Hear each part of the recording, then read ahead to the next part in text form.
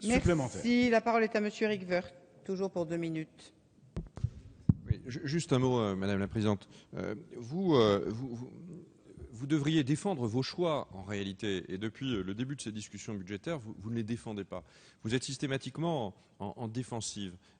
Vous devriez assumer, et sur cet article, vous devriez assumer le fait que vous augmentez l'impôt sur le revenu pour plus de 10 millions de foyers fiscaux. C'est donc tout à fait considérable. Après, c'est votre choix, mais dites-le. Dites-le, n'essayez pas de tergiverser sur le sujet, n'essayez pas de dire que les Français paieront moins d'impôts à l'issue de ce PLF plutôt qu'avant. Et ça, il faut le reconnaître. Et si vous ne le reconnaissez pas, en réalité, ça veut dire que vous n'assumez pas ce PLF. Et c'est probablement un tort de ce gouvernement. Et on le voit bien, Monsieur Moscovici, dans votre précédente intervention, vous en revenez systématiquement à l'héritage.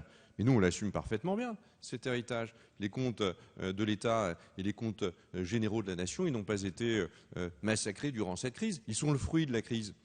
Au contraire, nous avons assumé cette crise, nous avons combattu cette crise. Et quand on regarde les comptes des autres pays, nous avons plutôt tenu le cap. Quand on est à plus de 7% de déficit public, c'est un déficit qui est assumé, c'est un déficit qui est maîtrisé. C'est d'ailleurs un déficit que vous auriez aimé voir plus important. Vous nous appeliez à plus de dépenses, encore plus de dépenses, encore plus de dépenses de relance.